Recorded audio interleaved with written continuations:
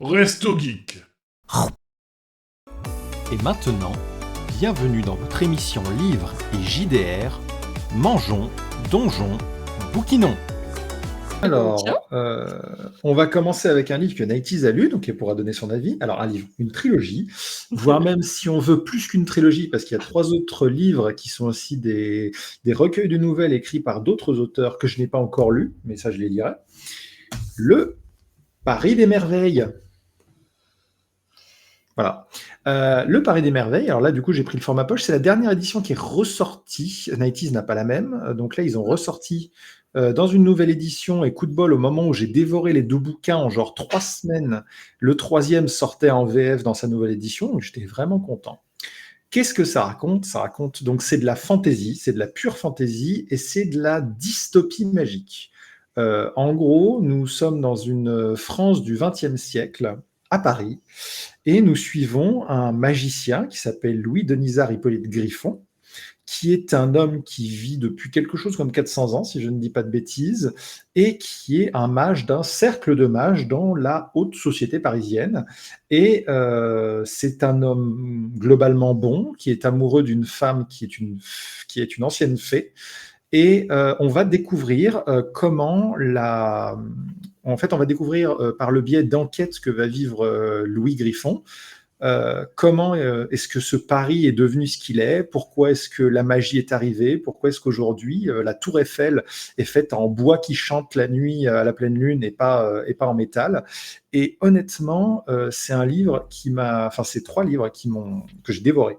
Et je suis en train de commencer à me taper toute la biographie de l'auteur parce que c'est très inspiré des 3 mousquetaires. D'ailleurs, le livre qui lui a valu les prix de littérature jeunesse, Les lames du cardinal, se passe à l'époque des mousquetaires. Et c'est pour ça que j'aime beaucoup. Je trouve qu'il y a un gros côté Alexandre Dumas. La description est vraiment suffisante pour qu'on arrive à se représenter les lieux. Les personnages sont attachants, ils ont tous des gimmicks.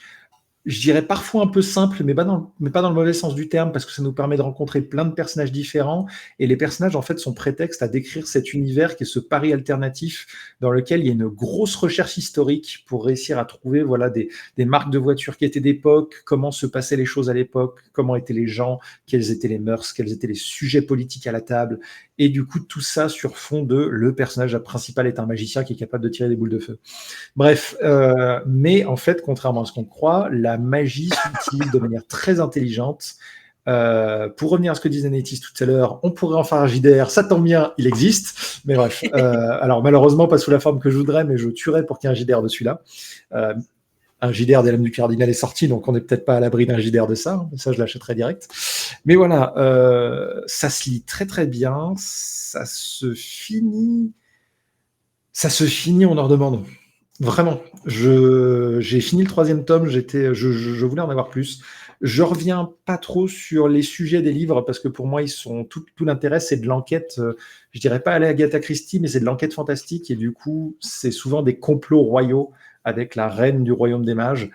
Et du coup, on découvre que les gens magiciens qui présentent bien ne sont pas si gentils que ça et que l'univers très coloré décrit possède une part d'ombre avec des gobelins qui sortent des flingues pour tuer des gens en pleine rue. Donc, c'est vraiment une très bonne lecture et moi, je le recommande, surtout que si je dis pas de bêtises, 9 € le livre, c'est pas grand-chose. C'est vraiment une excellente trilogie. Et voilà, je referai peut-être un retour très rapide quand j'aurai lu les 3 recueils de nouvelles qui vont avec. Mais là, du coup, je me tape les lames du cardinal. J'avoue que je suis intéressée par ton avis sur les quelques recueils derrière que je n'ai pas lus. Parce que moi, j'ai lu, ça fait un petit moment maintenant du coup, mais j'avais eu l'intégrale pour 10 €. C'est la période, chaque année, Brajolon sortait des intégrales à 10 €. Oui. Du coup, j'ai eu l'intégrale à 10 € qui est magnifique. C'est super ça. Et comme tu dis, il est génial à lire avec la partie enquête et tout, que tu vas retrouver dans les lames du cardinal. Clairement, c'est la patte de cet auteur. C'est un univers historique, de la fantaisie et des enquêtes. J'ai l'intégrale et j'en suis à la moitié. Hein. J'ai tout bouffé déjà. Le premier tome, c'est imaginez si on réécrivait la rencontre des trois mousquetaires, sauf qu'ils sont 15. Et du coup, c'est excellent de rencontrer tous ces personnages absolument marquants qui sont ultra hauts en couleur, ultra touchants. Enfin bon, c'est pas une critique sur l'âme du cardinal, mais dans Le Paris des Merveilles, on retrouve les mêmes personnages, vraiment très, très détaillés, très. Ils ont tous leurs gimmicks, ils ont tous leurs habitudes. Certains veulent telle marque de thé, d'autres préfèrent le café.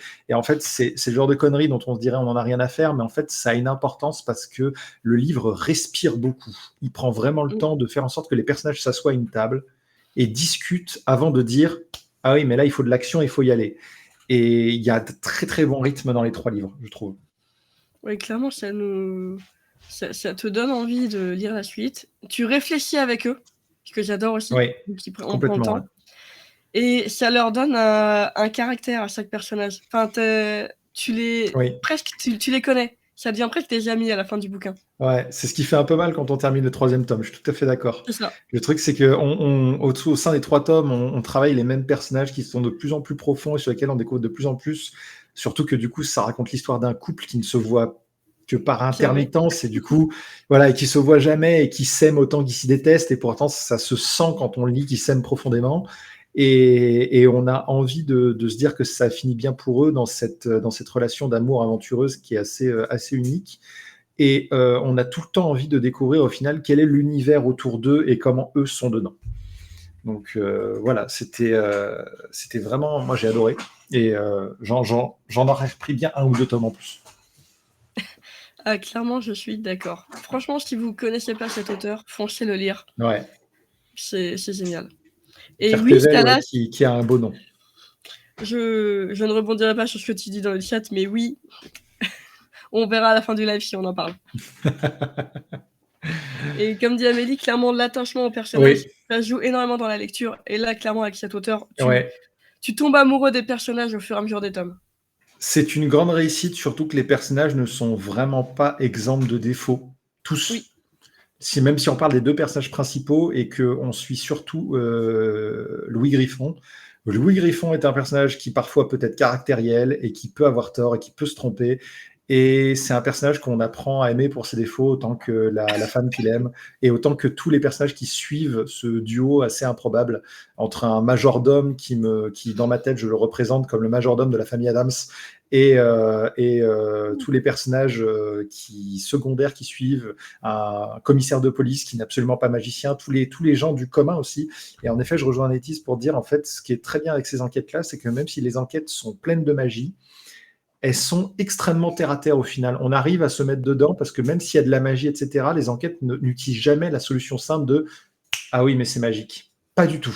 C'est ça. La magie est un outil qui sert à résoudre les enquêtes. Les enquêtes peuvent mettre en œuvre des faits magiques, mais en fait, ça pourrait être une enquête d'Agatha Christie. Oui, clairement. En plus, du coup, ça peut être un des très bons romans pour démarrer la fantasy si tu aimes déjà lire les livres d'enquête. Parce que ça te met dans un monde fantastique, fantasy et autres, mais au final, ce qui est le plus important dans l'histoire, c'est l'enquête. Oui, complètement. Surtout que, pour le coup, je dis ça alors que justement, je ne suis pas un grand lecteur de fantasy. Ce livre-là m'a fait me remettre à la fantasy parce que je me suis dit, tiens, je voudrais réessayer un peu la fantasy, ça faisait longtemps, mais je suis un énorme lecteur de science-fiction et de la hard SF. Hein. Et du coup, ce livre-là m'a fait la parfaite transition entre le monde réel et l'onirique. Et du coup, ça m'a donné envie de me relancer un peu dedans. Donc, voilà, pour le coup, c'est vraiment vrai.